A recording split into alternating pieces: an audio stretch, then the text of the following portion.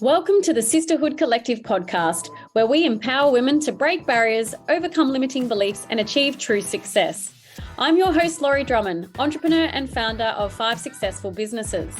Join me as I share proven strategies, interview inspirational leaders, and provide behind-the-scenes insights to help you level up in your business, career, and in life. Because together, we can get further faster. Okay, let's dive in. Hey everyone, welcome back to another episode of the Sisterhood Collective podcast. It's Loz here, and today I wanted to talk to you about something we all face at one point or another: curveballs. You know, those unexpected twists and turns that life throws at you, and just when you think you've got everything figured out, extremely frustrating. So today I'm going to talk about navigating life's curveballs and how we stay on track when these plans of ours go awry. I'll start by sharing a couple of my own stories because, let's be honest, life has definitely thrown me some interesting curveballs. And firstly, the first thing that comes to my mind, because it's so very recent, is my recent move to overseas. Now, I was dead set on moving to Dubai. And I mean, I had everything planned out in my head for months, actually. Dubai was the place for me. It's where I wanted to break into new networks. I really wanted to extend the Sisterhood Collective so that we could reach more women. But unfortunately, life had other plans. And every step I took towards settling in Dubai, I just seemed to hit all these roadblocks. And extremely frustrating. And it also gets you down a little bit, right? Because every time you try to do something, it just doesn't work out. So then you start to question yourself. And that's exactly what I found myself doing. I just questioned whether this was something I really was meant to be doing. I mean, I remember having conversations with Mum, and I had conversations with Lauren, and I'm like, am I supposed to be doing this? Because I feel like there's all these blockages and obstacles that are trying to tell me something. And I'm generally not someone that likes to question herself. And I certainly don't like to do that in, a negative way. And I certainly don't like to give up very easily. And if you ask me about the time I set up my very first business, that was a 9-month delay of fighting the local council for me to actually be able to open the business. That just tells you how much I don't like to give up on my dreams or just give up in general.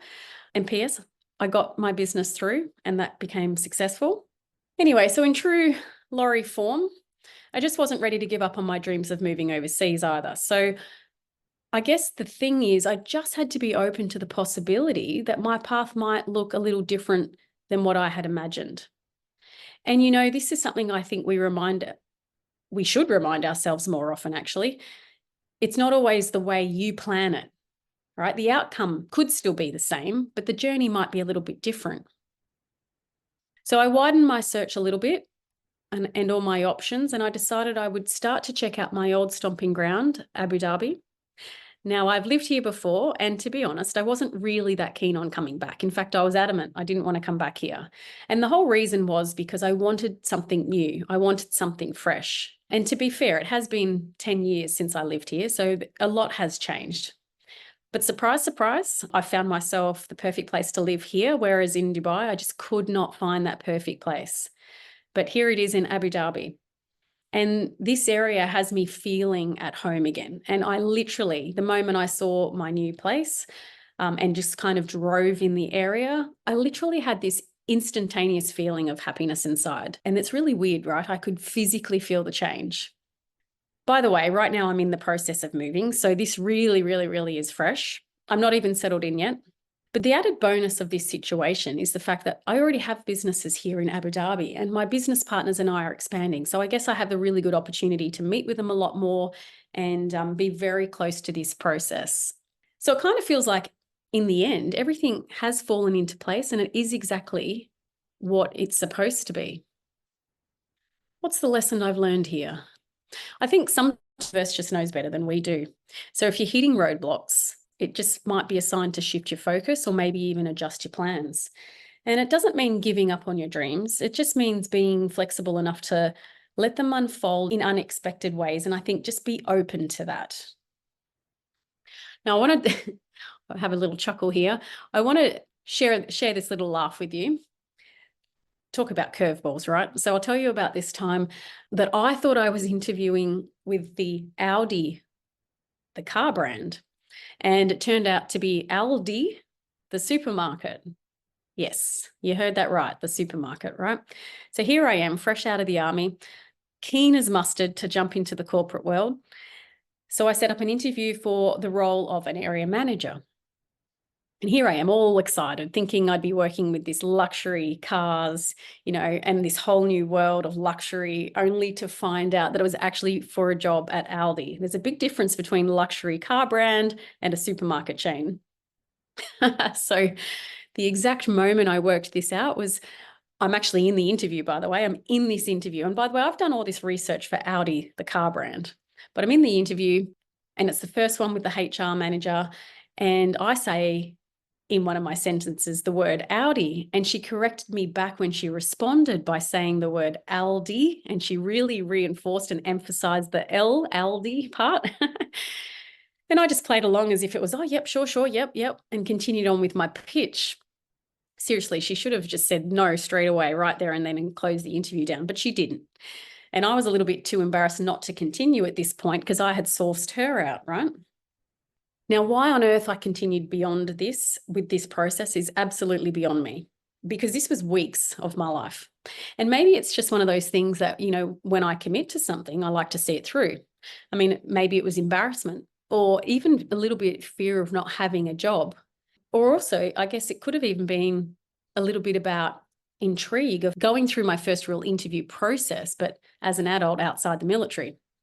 Either way, I got to that point in this interview where I was way too far into the process to back out, went through with it. And 3 interviews later, I was the new area manager and I was hired. Yeah, not the plan I'd had. But anyway, I go in, I pick up my company car and my mobile phone, and I'm off working remotely for a few weeks in regional areas where, you're doing all this initial training and you're learning the ropes, from other area managers. But let me tell you, it really wasn't what I wanted to do. And I knew this. Part of me knew when I was going through the interview process, but I guess I wanted to know if I could actually get a job. Anyway, the penny dropped one night while I was doing a stock take in a suit, leaning into a freezer. And when I mean leaning in, I mean literally I'm like rolled into this freezer, feet off the floor, reaching down to count some frozen peas. It was 11 p.m. at night. I had peas everywhere, which I had to count and then clean up. And it was that was my breaking point. I just knew deep down that this was not meant to be for me. I didn't want to be counting peas. So I quit. So, that's a bit scary in itself, definitely. And I remember going home that night to the apartment they had put me up in. And I called the operations manager the next morning before I started work again. And he told me to submit it in writing. And 3 days later, I was back in the big GM's office. He was a very intimidating man. He was the one that I was lucky enough to go through the hiring process with, so I knew. But I'd also found this, I guess, newfound confidence. I wasn't in the army anymore, and I was allowed to make my own decisions. And to be fair, that was scary enough as it is, because this is, a life-changing decision that I'm making. I've got a good job, and suddenly I'm just quitting it within, I don't know, if it was 6 to 8 weeks. But I figured, what's the worst that could happen here? So Laurie in a little suit, all confident, sweaty palms for sure, in a very respectful manner, I sat there and I let him give me his disappointment speech. And I did feel a little guilty for wasting their time, by the way. But I guess I also learned a lot. Anyway, I got out of there. I took a massive breath of relief and I cracked on with life. And guess what? 3 weeks later, I was on a plane to Iraq, starting my overseas adventure. And it's exactly what I wanted to do. I just went, I guess the path I took was a roundabout way of getting there. And, that's a story for another day as well, but you get the point there. Here's the takeaway. Life's curveballs, they can be frustrating. It can be confusing. They can also lead you to exactly where you're supposed to be. And I think we have to stay flexible. We have to trust our instincts and, importantly, don't be afraid to change course if something doesn't feel right. It's about sticking to the plan. It's not about sticking to the plan at all costs. It's about staying true to your goals, but just being open on how you get there.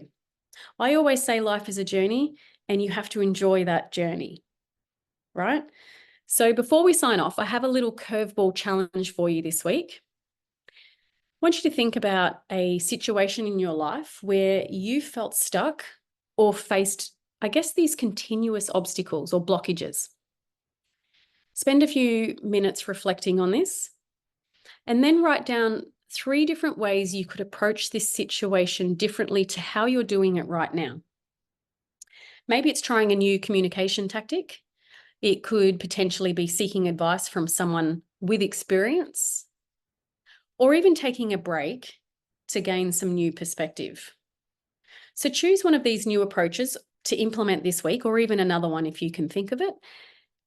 And don't forget, I'd really love to hear how this goes. So please share your progress, and you can DM us on Instagram, or you could share your progress in our Sisterhood Collective lounge room on Facebook. This is a fantastic space to get support and connect with other amazing women.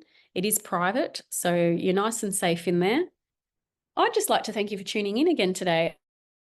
Inspire you, or at least you had a little chuckle. But embrace the own curveballs in your life, and I hope that's what I've helped you do today. If you've enjoyed this episode, don't forget to share it with a friend who might just need this little reminder themselves that it's okay to pivot when things just don't go as planned. Until next time, keep thriving. Thank you for joining us on the Sisterhood Collective podcast. Remember to hit that subscribe button so you don't miss out on any upcoming episodes. And if you want to be the first to hear what is new at Sisterhood Collective, you can find out more on our Instagram, or you can sign up to receive our weekly newsletter and let the good times continue to roll. Now it's time to turn your clear vision into bold action. I'm Laurie Drummond, your host, and until next time, keep striving to live that best life. Take care, and we'll see you soon.